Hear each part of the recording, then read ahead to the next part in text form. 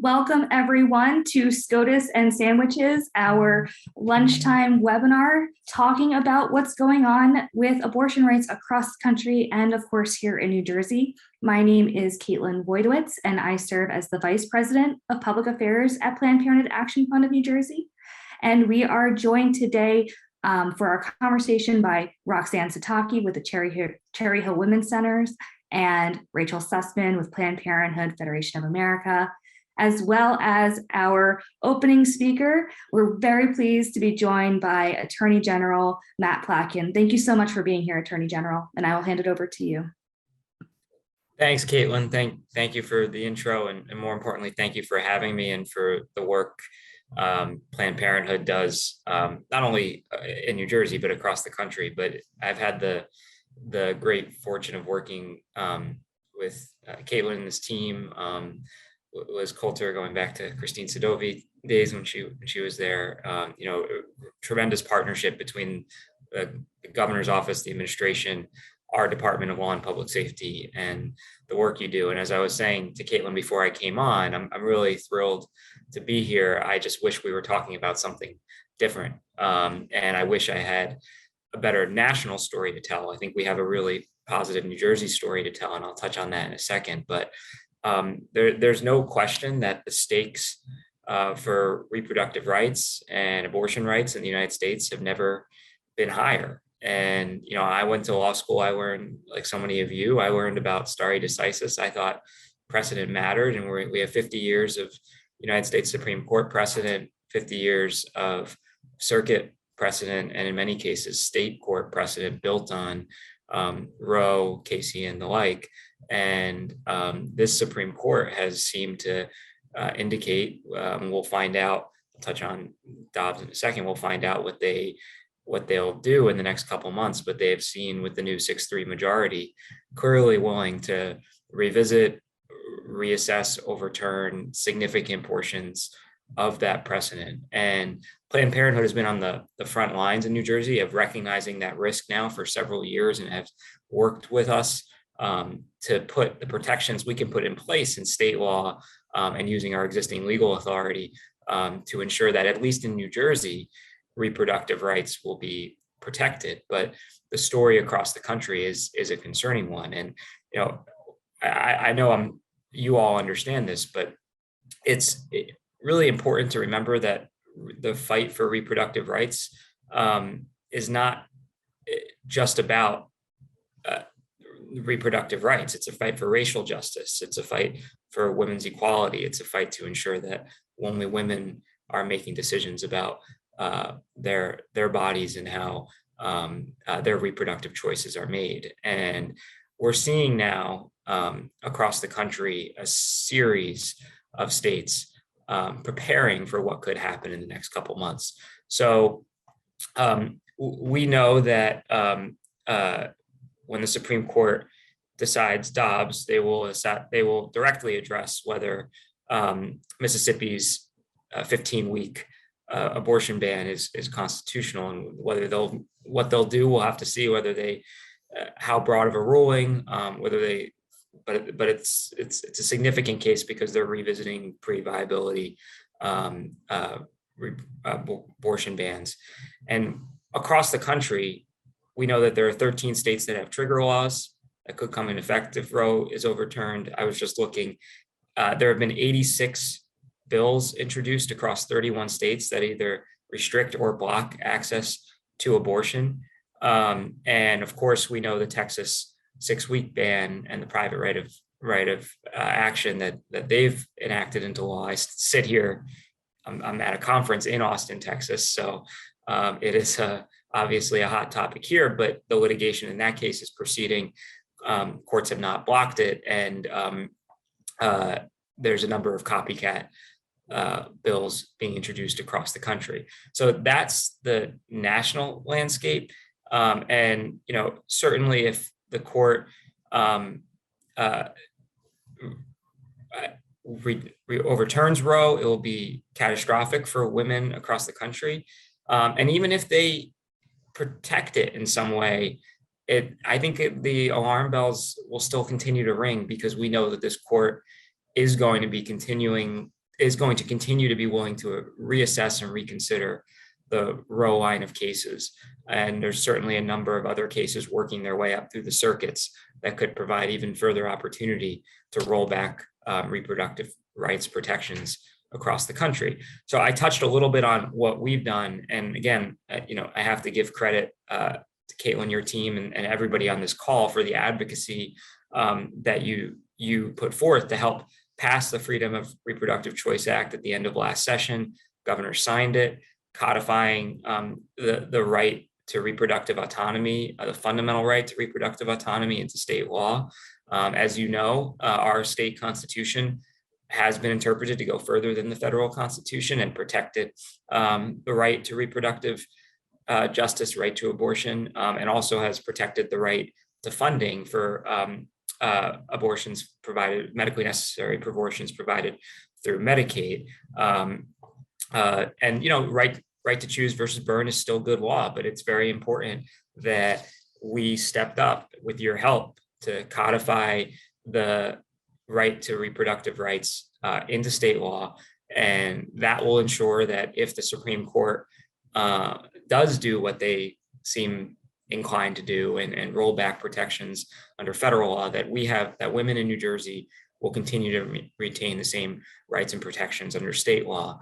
And here at the Department of Law and Public Safety, as the Attorney General, I commit to you that we will continue not only protect and preserve those rights, we'll continue to use our existing legal authority to help preserve and expand access to abortion and other reproductive health services.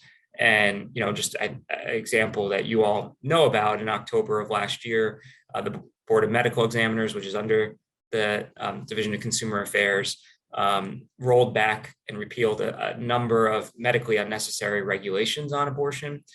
So we were able to expand access through our regulatory authority, particularly repealed the requirement that terminations of pregnancies be performed by physicians, and that and also repealed the prohibition on office-based terminations beyond 14 weeks. And these changes are significant and opened up the door to about 15,000 providers now in the state who can perform these procedures who are otherwise not able to, which will increase significantly New Jersey women's access to reproductive health services. And that's a commitment that I'll continue to make to you, and we want to continue to partner with you all.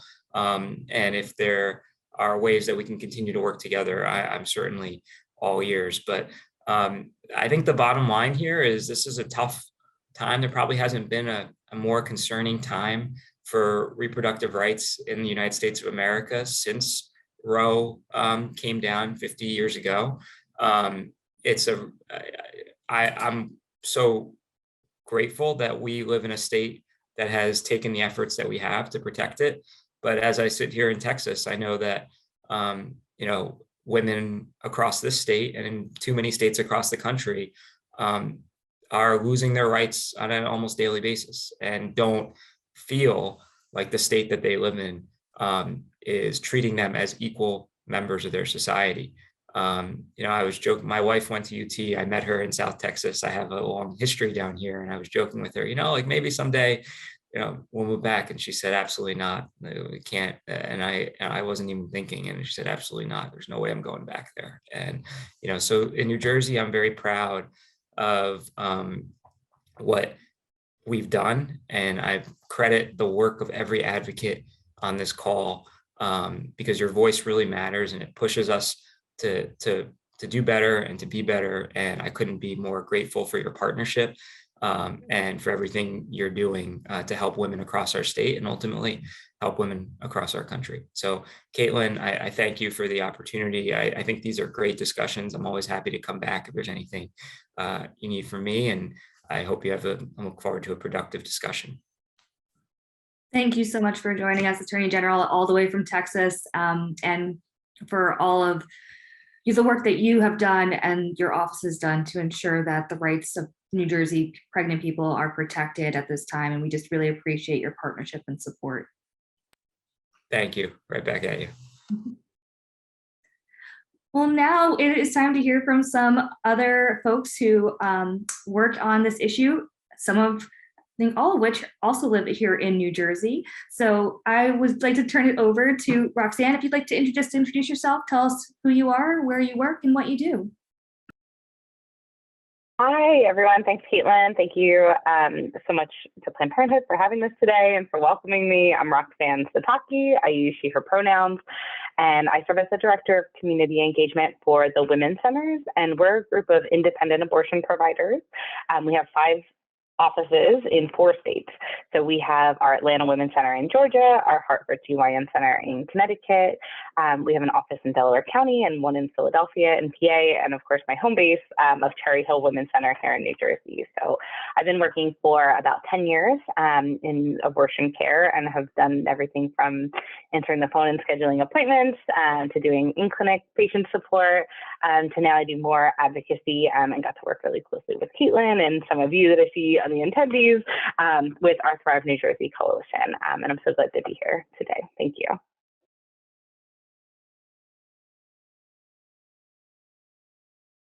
And Rachel, would you like to introduce yourself? Thank you, Caitlin. I would love to. I'm also just going to let everyone know I have a very active pup sitting right next to me who wants my attention. So I'm going to give you my undivided attention, but you might hear a little barking in the background.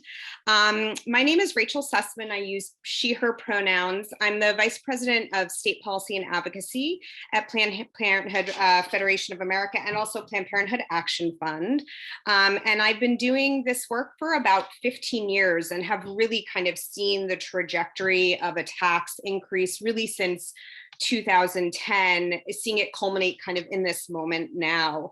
My focus has been explicitly on state policy, which, as you can imagine, has really taken me down the road, particularly of abortion access at the state level, both in terms of from a policy perspective, but also how policy translates into real access.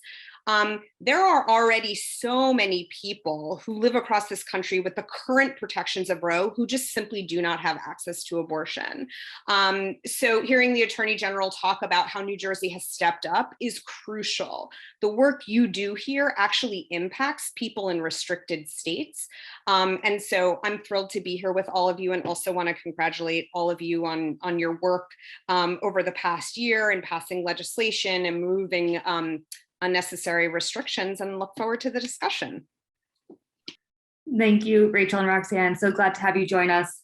And Rachel, we always love a cameo from a pup, so no worries. And I see one in Roxanne's screen. I have a dog as well. And I always like to say, if it's a measure of how much I love this state, I named my dog after it. Her name is Jersey. So we love dogs here.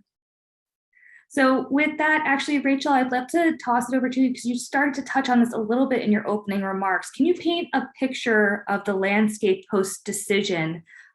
What's it going to look like for folks across the country when the Jackson Hole Women's Health case will be handed down by the Supreme Court? What are you seeing in other states? Oh, I think you're muted, Rachel. There you go. I was muted.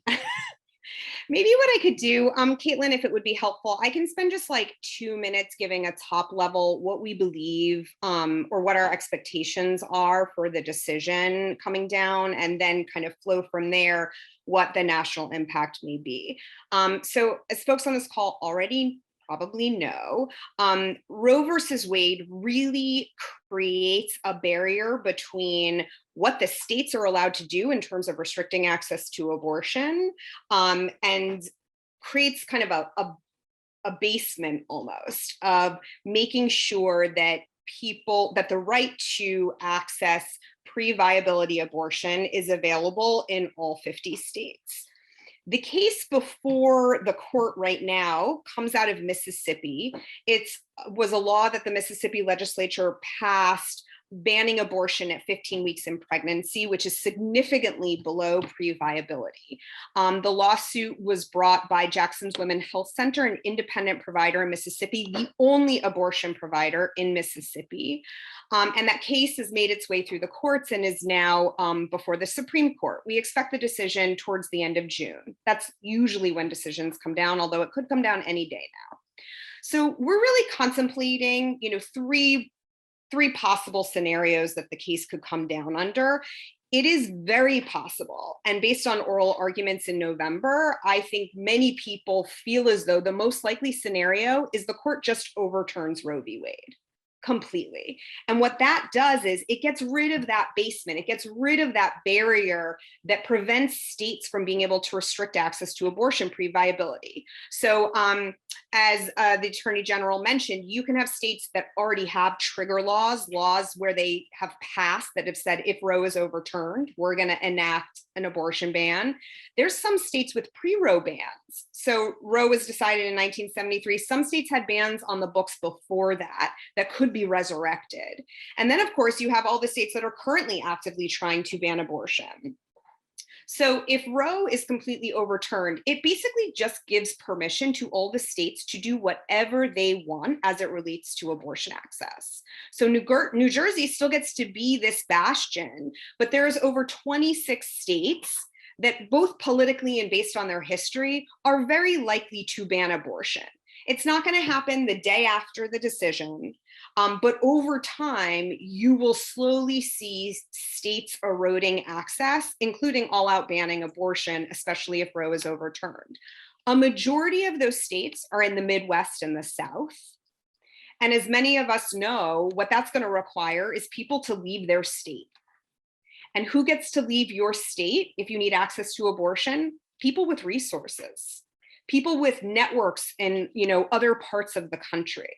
So we know that what happens in any given state is going to have an immeasurable impact on people who are already dealing with systemic barriers to accessing healthcare, people who live in rural communities, people who have under health insurance, Black communities, Latino communities, communities that in general are already facing series of barriers. Like, think about what it means to leave your state to try to access care. You're figuring out who's going to cover you at work. You're figuring out who's going to help take care of your children. A majority of the people who access abortion already have children. You're figuring out how to find the money, not just for those logistics, but for the actual, procedure. And so you have a world where the barriers become even more exacerbated than they are already today. And you have millions of people who are of reproductive age, who have the ability to get pregnant all throughout the country, who are really going to be struggling to access care. The other, just very quickly, the other possibilities with the decision is that the court could rule more narrowly. They could decide not to overturn Roe v. Wade completely, and they could rule more narrowly and just allow the 15-week abortion ban to stand in Mississippi. But let me be clear. Letting a 15-week abortion ban stand in Mississippi is a complete gutting of Roe. It is a complete gutting of the premise of Roe. And I think we should all work from the notion that it is still kind of the beginning of the end in terms of access to abortion in a majority of our states. So the work we all need to do, the work that New Jersey has already done, is necessary no matter what decision comes down in June. Thank you, Rachel. That was really helpful for that lay of the land. And I think it segues nicely into the question I wanted to pose to you, Roxanne, which is what sort of role do states like New Jersey play? You work for a healthcare provider down in South Jersey who also has clinics in other states.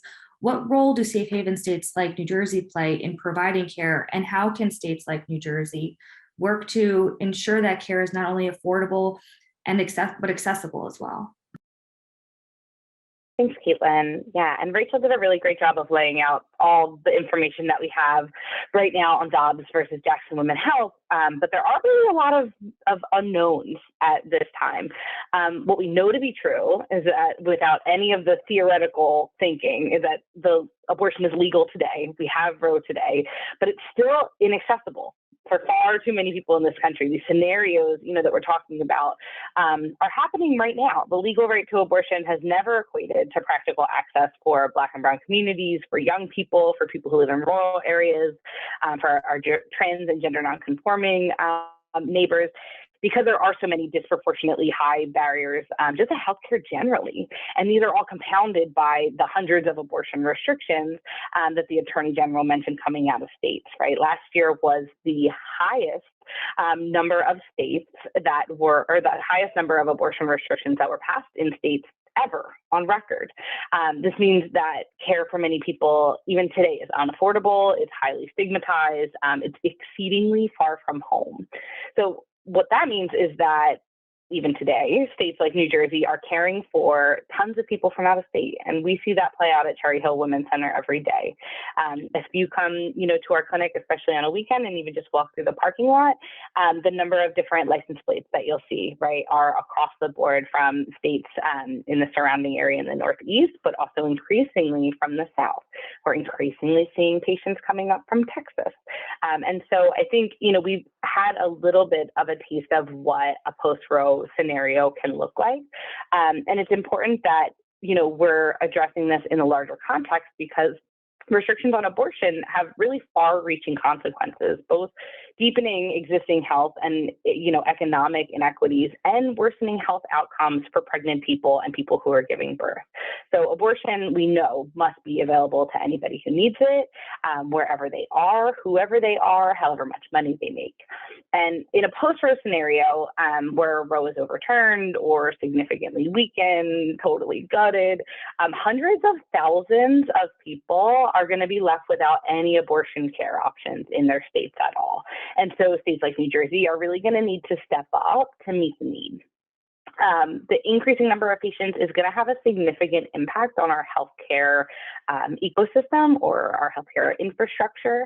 And it's really time for New Jersey to make significant investments and extend protections for abortion providers and people seeking care.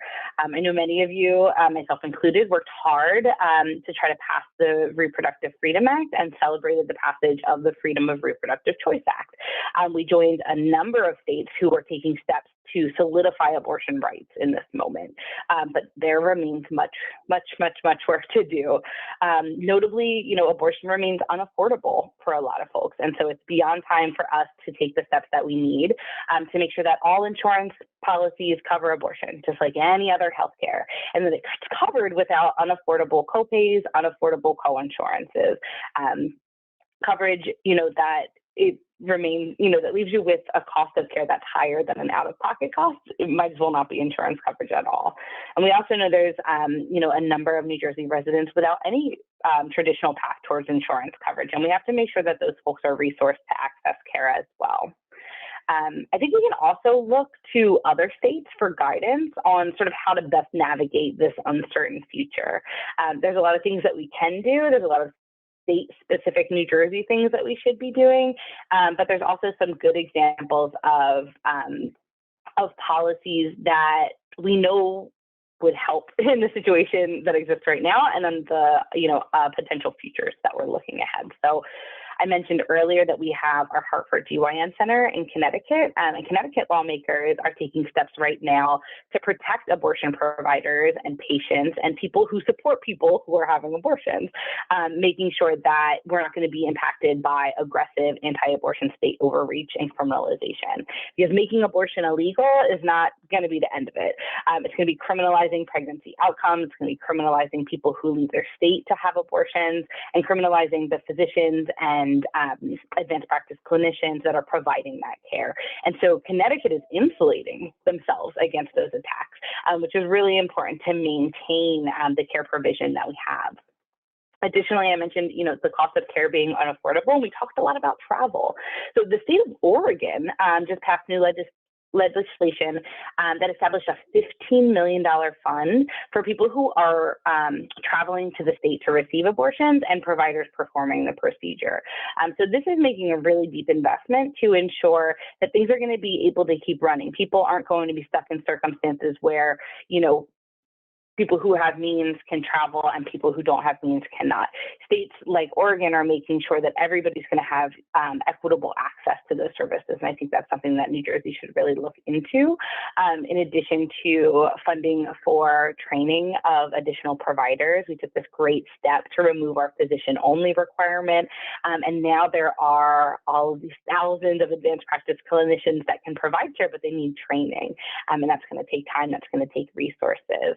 We also know that we're going to need to beef up our workforce, not just the clinicians, but the individuals who are making sure that abortions are funded, abortion funds, abortion advocates, abortion patient navigators, helping people who maybe have never gotten on an airplane and had to travel from home, who for the first time are going to be doing that while pregnant, potentially pregnant later in pregnancy, and are going to need significant supports and community care to make that happen.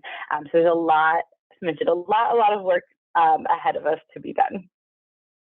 Thank you, Roxanne. I so appreciate you going into all the great work that has happened here in New Jersey and the work that still needs to be done, because we know that protecting rights, while great, is not enough, and it's never been enough for many people across this country, like Rachel laid out, especially if you're a person of color, person with low income, a person whose insurance is Medicaid, depending on the state that you live in. So I just really appreciate you pointing out the work that still has to be done here in New Jersey to truly create an equitable and accessible future of abortion. And I think with that, I would like to maybe have us look a little bit forward. We're pretty sure we know what's going to happen with the case at the Supreme Court level in June, that it will overturn Roe v. Wade, and that we will be in a fight for decades to ensure the right for folks to have abortions across this country, whether it's because they have to travel or because we want to maybe get to a future where it's not left up to the states, so that we can make sure that it is accessible and legal for people across this country. So my question, and I'll start again with you, Rachel, is knowing that we're in the fight for many years to come, probably for decades of our lifetime, and I know many of us have been in this movement and this work already for most of our professional career. What is your vision for what the future of abortion access in the world could look like during this fight, but I think imagining the future that you would want to see for access to abortion? I'll let Rachel. Sure. Well, one of the things that I think will need to happen alongside kind of a very long-term fight to shift our laws and policies to reflect, frankly, where a majority of the public already is. Majority of the public, close to 80% support access to safe and legal abortion. This should not be as controversial as it is. And that's actually what I want to lean into. I think abortion has been used as a political tool, and it has not, the way it's kind of situated in our politics and our culture, must shift. I think those of us who either need to access abortion or who've had loved ones, which is frankly everybody, but who've been in deep conversation with loved ones who've accessed abortion, we all kind of know viscerally how rooted it is to our freedoms, to our ability to live the life we want. And I do envision a world where over the next several years and decades, where we see a much stronger establishment and connection between access to abortion and all of the other fundamental rights that are connected to who we are and who we want to be, are understood. When I think of access to abortion, to me, it is like one side of the same coin of a trans person trying to access healthcare, to being able to work free from discrimination and harassment in my job. These are all intricate things that go to us all being able to live our lives. And the way we experience them is interconnected. And the fact that everything is very segmented from a policy and political perspective, I think does injustice to truly how abortion it should be, thought about it and situated within our communities. So for the future and for the vision, I see a world where while, we are going to have these significant setbacks that are going to continue to restrict access to abortion for people who already have it restricted to them. We also are going to have a huge opportunity to talk to the entire country with a pretty significant microphone to situate abortion culturally and politically the way it should be, which is it is an expression of freedom, of self-determination, and it is completely interconnected to all of the other aspects of freedom that allow you to live your life. And so one of the things I've been thinking about is that opportunity and what happens with that microphone, and how we are able to use the continued loss of abortion access to really lift up and center our communities who are already the most marginalized. And then I'll say one other thing, especially if Roe falls, and it's already the case now. At the end of the day, for the next at least decade, the fight is going to be state by state. And so, New Jersey focusing in on itself and doing the work that you named, that the Attorney General named, that Roxanne named, like that is crucial. And that is in the fight. We can't all save every state and every country. So I do feel like when people are like, what should we do? I'm like, you need to look in your own backyard. There is no state in the entire country who is doing everything they can be doing to make sure patients across the country get care. So there is always room for improvement. And so I do think while we all want that big federal fix that's going to stop the state by state restrictions, now is the time to really focus on your home and to dig in deep and make sure you're doing everything you can to ensure that patients get access. Absolutely. Thank you, Rachel. And I couldn't help but think too that we have such a wonderful opportunity to really fight back against abortion stigma, whether it's in our conversations, in our healthcare delivery, what we hear in the public discourse, that I think there's a real opportunity to really break that down and have a stigma-free future for abortion. Roxanne, same question for you. Thank you. And this is a lovely thought experiment. I think sometimes we get really bogged down into all of the obstacles and the challenges that we face. But I think in my ideal future, abortion would be seen as the moral good that it is. Cherry Hill Women's Center was lucky enough to be involved in the research of the Turnaway study, that showed that when people were denied access to the abortions that they wanted, they were more likely to end up living in poverty. They were more likely to have complications at the end of their pregnancies, including preeclampsia and death, more likely to remain in domestic violence situations or personal violence situations. And so I think, in my ideal future, people are trusted, that they know their circumstances, and that they can make the decisions that are best for themselves. And even further than that, I'd love to see a future where this idea of choice is actually realized. Sometimes we use choice as a euphemism for abortion, and really we should say abortion because I want to push back against that abortion stigma. But for me, realizing choice would mean that everyone is well-resourced to actually make the decisions that are best for themselves. And so that would mean that there is abundance, for all of us. People who want to continue their pregnancies have every single thing that they need, whether it be medical care, healthcare coverage, social services, financial support, to be able to do so. And that everyone who wants an abortion can get one, and they're met with support, they're met with love. Abortion is safe, right? We know medically abortion is really safe, but unfortunately we are faced with a rising climate of anti-abortion extremism that is increasingly violent in its opposition to abortion care. And so I think I also would want to see a future where abortion was safe from criminalization, abortion and all pregnancy outcomes. So the future that I would want to see would realize kind of an end of all reproductive coercion and state control. Thank you, Roxanne, and thank you, Rachel, for your vision for this future as well. And then we know we have a fight ahead of us, and very glad to be in this fight with both of you.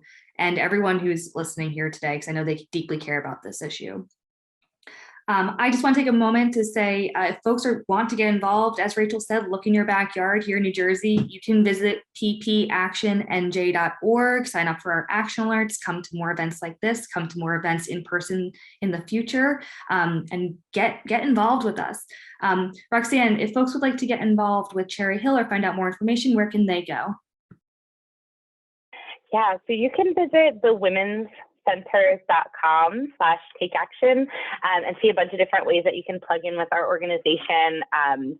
We have an in-house abortion fund to help make sure that people can afford their care. We also help to navigate with all of the major abortion funds in the US that are doing incredible work.